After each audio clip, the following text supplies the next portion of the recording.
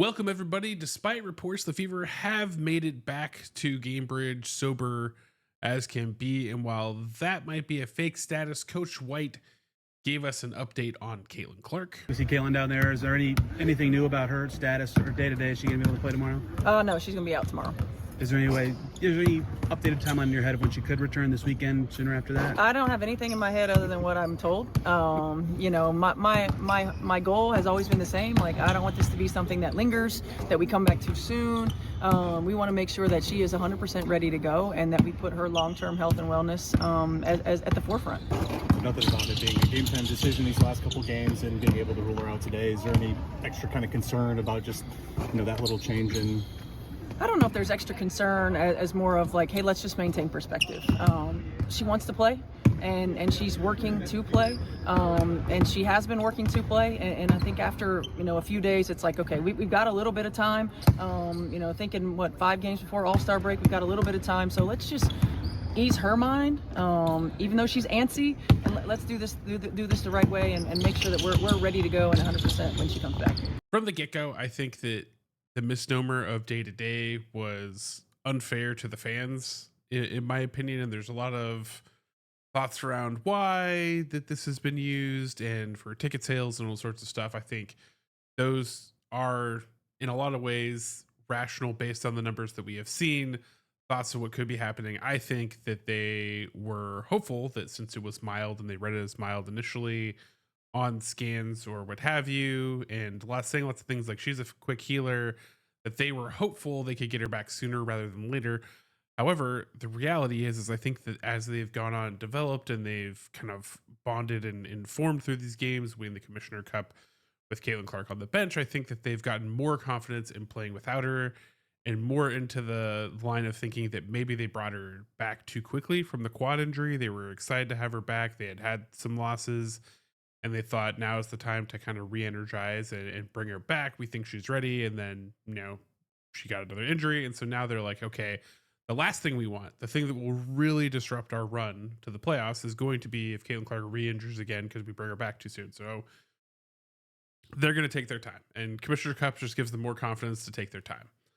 Now, I've always said since this was announced that I always lean more than the minimum. The minimum for a groin injury is 1 to 3 weeks at the grade 1.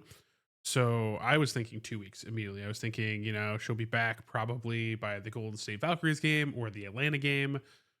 We haven't really gotten a lot of great insight into how she is practicing, and that is the real actual progress barometer that we need to use.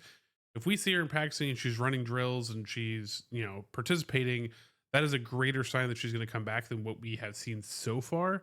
And so I think it's weird too that we've been playing this game where it's like, game to game, is she going to play? And the reality is like, we've known for a while that she wasn't going to play for a while, but the day to day thing has made people hopeful and maybe beyond reasonable hope, because a lot of people don't know about injury timelines and that kind of stuff. They think they just take it at face value. Oh, day to day, that means it could be any day she's back. She'll wake up and she'll be magically healed. And that's just not the case, especially for injuries like this that can be bothersome. It's not like you can do a lot when you have a groin injury that doesn't involve it. Like just moving around existing is going to affect it. Now, if you ask me, the way that Stephanie White is talking, the way she's mentioning 5 games until the All-Star break, is starting to feel like more and more that the kind of maximum I would expect is going to be the All-Star break. Like they're expecting that by then for sure she would be able to play, she would be able to put on for the fans, that kind of thing. I think realistically from the franchise standpoint, they would probably, if they had to and if they could, they're going to take that All-Star break for her to get her healthy if she's really not ready up till then. So again, I feel like this is again a longer thing than day to day or that we were initially told.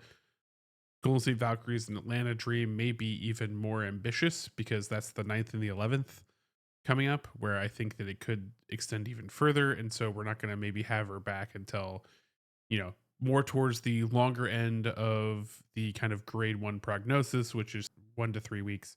So 3-week timeline, which we'll see her right before the All-Star break, unless something definitely changes within her practice regimen or something changes within the record of the Fever where they feel like they need to get her out there sooner rather than later. But again, long-term thinking from this franchise and smart thinking, I think it is correct to be cautious with her and make sure that when she comes back, she is 100%.